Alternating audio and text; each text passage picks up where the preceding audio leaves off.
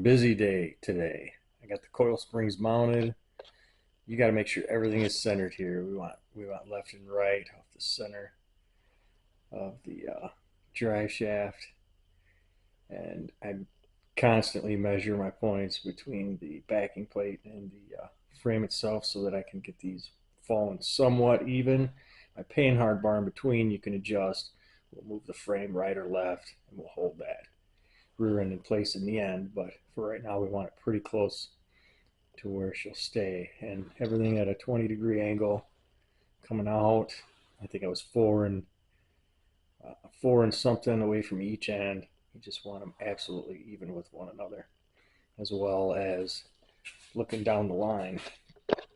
Now, when we look down the top, you're on a nice flat, as well as over there. It's tough to pin them both at the same time. When I get everything apart, um, these are just tacked on. When I get everything apart and I don't have anything in my way, I'll be able to make sure they're totally even with one another. A lot of it comes down to that tack, tack, tack. So once in a couple weeks, we'll have everything apart and we'll be finished welding everything. But for right now, we want to make sure everything is going to fit and is going to stay there. Let's see. I am going to use this Hurst shifter my buddy gave me a while back. I didn't think it was any good. I pulled it apart, pulled the cable off, and I do think it's going to be usable. Everything needs oiled and tightened and maybe loosened a little bit, but I think it's going to work. I got a coat of epoxy on. I use a hot coat over the gel coat.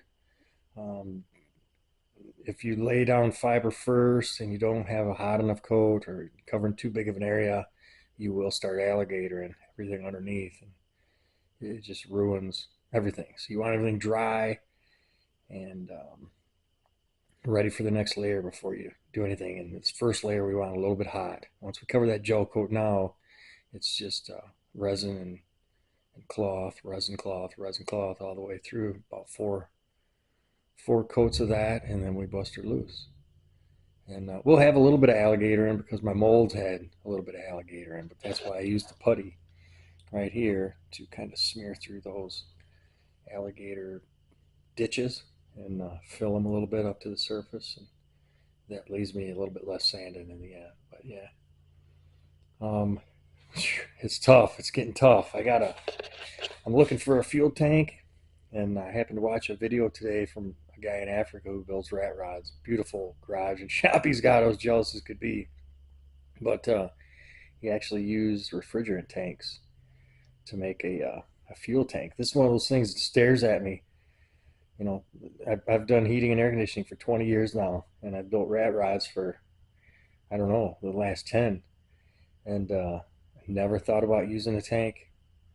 Sometimes things just stare right at you your whole life and you just never see them. So you learn something new every single day. Keep an open mind for sure doing this stuff, because you'll stumble across things that you would never think you'd use and you will end up using. Take care. We'll see you tomorrow. I'll try to keep the garage a little cleaner, man. I hate showing off this mess, but it's going to get better, I promise. Take care.